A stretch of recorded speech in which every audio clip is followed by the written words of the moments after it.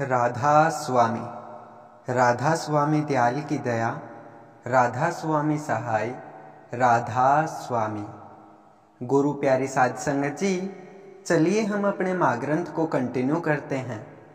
और आज का अपना शीर्षक है बड़े महाराज जी की अतत साधना। प्यारी साध संगत जी, 25 नवंबर 1996 के भिवानी सत्संग के उपरांत जब बड़े महाराज जी ने संगत से निवेदन किया कि वे दिनोद आश्रम की यात्रा न करें क्योंकि वे दर्शन हेतु उपस्थित नहीं रहेंगे, इसके बाद वे 35 दिनों के लिए गहरे एकांतवास में चले गए। यह कालखंड उनके अंतर्मुखी ध्यान के यात्रा की आरंभिक अवस्था बना। अपने कक्ष में विश्राम करते हुए वे गहन ध्यान और समाधि में मगन हो जाया करते थे, जो कभी कभी 12 घंटे या यहाँ तक कि पूरे दिन तक विस्तारित होती थी। प्यारी साध संगत जी, बड़े महाराज जी ने अचानक ही आश्रम के सभी कर्तव्यों से अपने आप को अलग कर लिया और किसी भी आगंतुक या संगत के सदस्य से मिलने का त्याग कर दिया। स्वामी जी महाराज के अनुरूप उन्होंने सांसारिक बंधनों को छोड़ दिया और ऐसे गहन एकांत में प्रवेश किया जहां ऐसा प्रतीत होता था कि केवल वे और ईश्वर ही सर्वत्र विद्यमान है। भक्ति में पूर्णतः लीन होकर उन्होंने इस समय अवधि को प्रभु के प्रेम में समर्पित किया, जिसमें उन्होंने बाहरी जगत से एक शांत और गहरा वैराग्य अपनाया। इस गहन ध्यानावस्था के काल में बड़े महाराज जी ने अपने समय का थोड़ा सा भाग ही नित्य नैमित्तिक क्रियाओं जैसे कि स्नान और आहार ग्रहण करने के लिए समर्पित किया। उन्होंने मौन धारण कर लिया था और संवाद को सिर्फ उन्हीं अति आवश्यक सूचनाओं और सलाहों तक सीमित कर दिया था जिनका संप्रेषण जरूरी था। वे अक्सर शब्दों के अनावश्यक प्रयोग से बचने के लिए साधारण हाथ के संकेतों का आश्रय लेते थे। आश्रम में नित्य का दर्शन भी केवल 4 से 5 विशेष सेवादारों के संकीर्ण समूह तक ही सीमित था, जिसमें हुजूर साहब भी शामिल थे, जो उनकी व्यक्तिगत सेवा में अत्यधिक समर्पित थे। इस एकांतवास के समय में उनके निजी सेवकों के अतिरिक्त बड़े महाराज जी ने केवल उन चुनिंदा महत्वपूर्ण भक्तों और मुख्य ट्रस्टियों से ही मिलना स्वीकार किया जो उनके प्रति गहरी चिंता लेकर आश्रम पहुंचे थे। इन अल्पकालिक मुलाकातों में वे चुपचाप आशीर्वाद और यह विश्वास दिलाते रहे कि शीघ्र ही सब कुछ सही हो जाएगा, लेकिन अपनी मौनता के बावजूद उन्होंने अपने जीवन के अंतिम चरण में मिले हर व्यक्ति को एक निरंतर संदेश साझा किया। मेरे मास्टर को आगे बहुत काम करना है, उसका साथ देना, उसे अकेला मत छोड़ना। समय को अक्सर अंतिम चिकित्सक के रूप में महिमा मंडित किया जाता है, जो अपने नरम प्रवाह के साथ सबसे गहरे हृदय के घावों को ठीक कर देता है। परंतु विरले ही हम यह मानते हैं कि समय खुद एक विकट शत्रु का भी रूप ले लेता है, जो हमें ऐसे गहरे और अमिट घाव देता है कि वे हमारे अस्तित्व में ही अंकित हो जाते हैं। ये वे घाव हैं जिनका कोई उपचार नहीं, जो दर्द के अमिट स्मृति चिन्ह के रूप में बने रहते हैं। हर दिन हमारी धैर्यता और संघर्षशीलता को चुनौती देते हैं। किसी के पास चाहे जितना भी आत्मबल हो या उनके उपचार के लिए जितने भी प्रयास किए जाएं, ये निशान अनिवार्य रूप से बने रहते हैं। वे नित्य प्रतिदिन किसी न किसी रूप में पीड़ा पहुंचाकर हमारे इस अदम्य शत्रु से संघर्ष की गवाही को ताजा रखते हैं। हुजूर साहब भी कुछ इसी प्रकार की नव प्रकट क्रूरता का सामना कर रहे थे, जो उस दौरान समय ने उन पर थोप दी थी। बड़े महाराज जी के इस वियोग में हुजूर साहब एक ऐसे अथाह दुख में विलीन हो गए जिसने उनके व्यक्तित्व के हर आयाम, उनकी सूझबूझ, अंतर्दृष्टि, विश्वास, श्रद्धा, आत्म संयम और आंतरिक शक्ति को गहराई से चुनौती दी। समय की निर्मम और अनवरत परीक्षाओं ने उनकी धैर्यता को कमजोर कर दिया। उन्हें परिस्थितियों के सामने आत्मसमर्पण करने के लिए मजबूर किया, जिससे वे इस तूफानी संघर्ष के मौन दृष्टा बन गई। हुजूर साहब, जिन्होंने बड़े महाराज जी के प्रेम पूर्ण संरक्षण में अपने हर दिन और रात को खुशी से व्यतीत किया, अब उनके गुरु के शारीरिक रूप से पास होते हुए भी उनके बीच एक महत्वपूर्ण आध्यात्मिक फासला महसूस कर रहे थे। बड़े महाराज जी का समय अब पूर्णतः गहरे ध्यान में लीन हो गया था। उनकी पूर्ण चेतना अपनी आध्यात्मिक साधना में समर्पित थी। जब कभी बड़े महाराज जी अपनी गहन समाधि से बाहर आते, वे एक गहरे मौन का आश्रय लेते, एक ऐसी शांत और संयमित अवस्था में रहते जिससे किसी भी प्रकार की सांसारिक इच्छा या भावना का सर्वथा अभाव रहता। बड़े महाराज जी के क्रियाकलापों का आशय जितना स्पष्ट था, हुजूर साहब के लिए उस यथार्थ को अंगीकार करना उतना ही कठिन सिद्ध हो रहा था। वे इस विश्वास के साथ दृढ़ता से बंधे थे कि यह गहन आध्यात्मिक साधना का दौर मात्र एक क्षणिक चरण है, और उम्मीद करते थे कि जल्द ही सब कुछ सामान्य हो जाएगा। लेकिन जैसे जैसे उन्होंने बड़े महाराज जी की अडिग दृढ़ता और उनके ध्यान की गहराई में प्रतिदिन होने वाली वृद्धि को देखा, हुजूर साहब के भीतर की आशा का प्रकाश मंदमित पड़ने लगा, जो धीरे धीरे बढ़ते डर की छाया में छिपने लगा। यथार्थ ने उनके मन में एक तीव्र विरोधाभास उत्पन्न कर दिया। एक और बड़े महाराज जी दिव्य प्रकाश के स्रोत की ओर अग्रसर हो रहे थे, तो दूसरी ओर हुजूर साहब हर पल गहरे अंधेरे में और अधिक डूबते जा रहे थे। एक ऐसा द्वैतवाद जो उनके हृदय पर गहरा बोझ बना हुआ था। हुजूर साहब, जिनकी दशा उस पतिव्रता नारी की भांति थी, जिसने कभी नहीं सोचा था कि उसे अपने प्रियतम से बिछुड़ने की पीड़ा सहनी पड़ेगी, उनके जीवन में वह क्षण वास्तव में ही आ रहा था। वे इस सोच में थे कि उनका संयुक्त अस्तित्व, उनकी साझी धड़कनें सदैव एक साथ रहेंगी, परंतु अचानक उपस्थित इस विच्छेद के भाव ने उन्हें गहराई से झकझोर दिया। जब उन्होंने अपने जीवन के सबसे विकट और डरावने विचार के यथार्थ बनने के क्षण में खुद को पाया, तो उन्हें इससे जूझने की शक्ति नहीं मिली। उन्होंने खुद को इस आश्वासन में सांत्वना दी कि सब कुछ ठीक है, एक ऐसा भ्रम जिसमें उन्होंने अपनी वास्तविकता से मुंह मोड़ लिया था। जब भी वे बड़े महाराज जी के दर्शन करने पहुंचते, वे अपने मन में कोई भी नकारात्मक विचार नहीं आने देते और यथासंभव सामान्य व्यवहार करते। वे अपने विचारों को इस प्रकार व्यक्त करने का प्रयास करते कि वे सूक्ष्मता से बड़े महाराज जी को उनके गुरुत्व के कर्तव्यों की ओर पुनः आकर्षित कर सके। वे बड़े महाराज जी की उन सभी बातों को अस्वीकार कर देते थे जिनमें उनके कर्तव्यों से संन्यास लेने का संकेत मिलता, बल्कि वे पूरी तरह से कोशिश करते कि कम से कम बड़े महाराज जी संगत के लिए दर्शन फिर से प्रारंभ करें।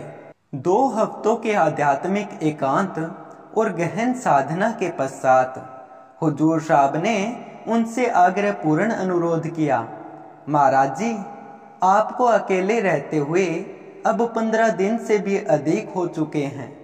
संगत जो प्रतिदिन आपके दर्शनों की आकांक्षा रखती है, अब आपकी एक झलक को तरस गई है। सभी की स्थिति अत्यंत व्यथित हो चुकी है और वे आपके दर्शन के लिए व्याकुल हैं। यदि आप किसी बात से नाराज हैं तो कृपया हमारी भूलों को क्षमा करें और पुनः संगत को अपने दर्शन प्रदान करना आरंभ करें। आप चाहे कम समय ही क्यों न निकालें, किंतु नियमित रूप से संगत को दर्शन अवश्य दें। यदि आपका मानना है कि आपको सत्संग से अधिक समय एकांत में देना चाहिए, तो भी हम कोई जबरदस्ती नहीं करेंगे। हमारी विनम्र प्रार्थना है कि आप दर्शनों की व्याकुलता से पीड़ित संगत की वेदना को मिटाएं और पुनः उनकी देखभाल करें। बड़े महाराज जी ने अपने गुरुमुख की निरंतर अरदास और प्रयासों को मान देते हुए उसे थोड़ा बहुत कबूल किया, लेकिन फिर भी अपने दृढ़ संकल्प पर अटल रहे। उन्होंने हुजूर साहब से कहा, मास्टर, अब संगत को संभालने का काम तेरा ही है। हाँ, तू इतनी जिद कर रहा है तो मैं संगत को दर्शन तो दे दूंगा, पर गद्दी पर नहीं बैठूंगा। जिस जिस को मेरे दर्शन करने हैं वो मेरे कमरे में आकर ही करे। हुजूर साहब के हृदय में यह विचार तीखी सुई की भांति चुभ गया था। बड़े महाराज जी के अतिरिक्त संगत में भी अब यह धारणा बनने लगी कि हुजूर महाराज जी को गुरुत्व का पद ग्रहण कर लेना चाहिए। हुजूर साहब जब भी इस तरह के विचारों या चर्चाओं का सामना करते तो उन्हें या तो अनदेखा कर देते या वहां से चले जाते। परंतु इन चुनौतीपूर्ण समय में जब चारों ओर से उत्तराधिकारी होने की बात उठ रही थी, हुजूर साहब के लिए यह बात इतनी अधिक खलने लगी कि वे इसे सहन नहीं कर पा रहे थे। जब कोई उनसे बड़े महाराज जी की गहन इच्छा का उल्लेख करता तो हुजूर साहब इतना अधिक व्याकुल और क्रुद्ध हो जाते थे कि उनका मन होता कि वे आश्रम छोड़कर किसी दूर दराज की जगह पर चले जाएं। फिर भी बड़े महाराज जी ने अपने गुरुमुख के अनुरोध को विशेष महत्व देते हुए आतुर भक्तों के लिए दर्शन के द्वार खोल दिए। इसके अगले दिन आश्रम निवासी और संगत के बीच में दर्शनों की होड़ लग गई। भक्तगण बड़े महाराज जी के दर्शन हेतु भूतल से शुरू होकर प्रथम तल तक फैली लंबी कतार में शांति से खड़े हो गए। तत्पश्चात प्रत्येक सत्संगी को एक एक करके बड़े महाराज जी के कक्ष में प्रवेश करने का अवसर मिला, जहां उन्हें उनका आशीर्वाद और उनके मुखमंडल से निकलती अलौकिक और दिव्य आभा के दर्शन हुए। इन दर्शनों के समय भी बड़े महाराज जी ने किसी से वार्तालाप नहीं किया, केवल बैठे बैठे अपना आशीर्वाद प्रदान किया। और जब भी उन्होंने किसी अत्यंत निकट सत्संगी से बात की तो वे अपने हृदय में संजोए उसी इच्छा या विचार को पुनः दोहराते, मेरे मास्टर का ध्यान रखना। सभी के दर्शन पूर्ण होने पर हुजूर साहब बड़े महाराज जी के पावन चरणों में समर्पित भाव से उपस्थित हुए। जब बड़े महाराज जी ने दर्शनों की अरदास स्वीकार की, हुजूर साहब के अंतर्मन में गहरी राहत की अनुभूति हुई। उन्हें आभास हुआ कि संभवतः पुनः अरदास करने से बड़े महाराज जी को सामान्य गतिविधियों की ओर प्रेरित किया जा सकता है। उन्होंने विनम्रता पूर्वक बड़े महाराज जी के चरणों में अपना माथा झुकाया और कहा, महाराज जी, इस वर्ष का अंतिम सत्संग अभी शेष है। आपने खुद वर्ष के आरंभ में 15 दिसंबर को यह वार्षिक सत्संग निर्धारित किया था। आपने आश्रम में आई संगत की दर्शनों की प्यास तो बुझा दी है, परंतु आपकी संपूर्ण संगत जो पिछले 2 सप्ताह से आपके आदेशों का पालन कर रही है, उनकी अंतर मन की पीड़ा को समझे। उनकी मन की व्याकुलता, साथ ही सभी स्थानों पर व्याप्त उत्कंठा को शांत करने के लिए आगामी 15 तारीख को रोहतक में निर्धारित सत्संग को संपन्न करें। बड़े महाराज जी ने हुजूर साहब पर अपनी कृपा दृष्टि डाली। उनकी आंखों में इतनी दिव्य चमक थी कि मानो वे स्वर्ग के द्वार हों।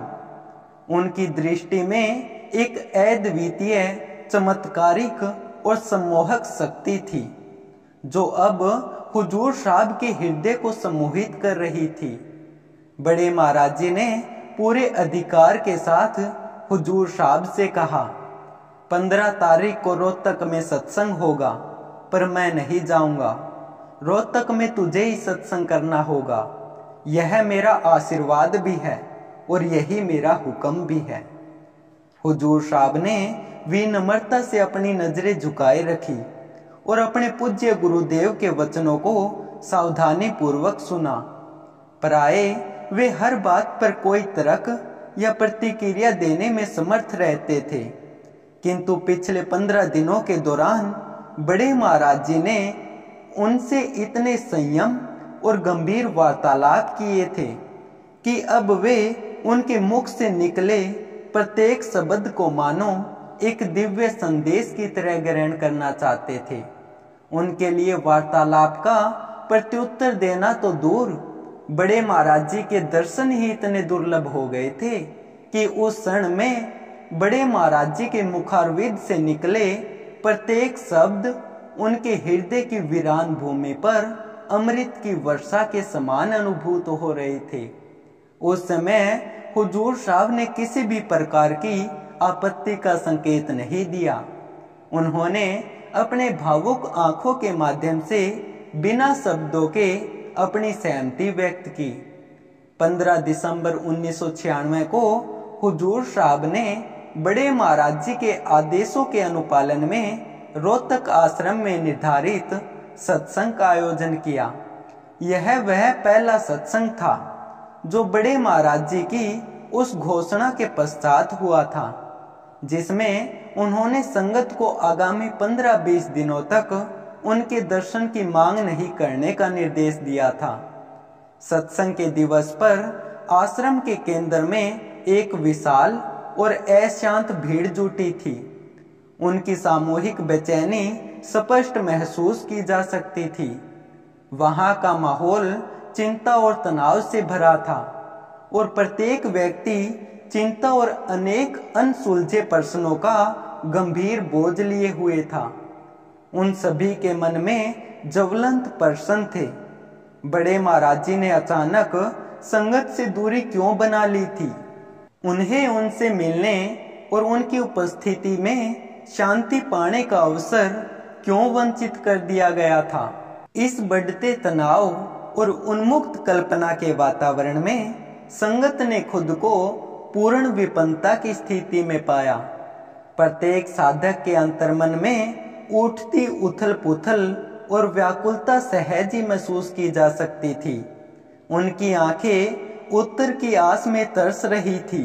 इस भारी मनोदशा में जहां प्रत्येक दृष्टि समाधान की ओर उन्मुख थी, हुजूर साहब जो खुद आंतरिक रूप से विखंडित थे, उस जन समूह में गहरे अकेलेपन का अनुभव कर रहे थे।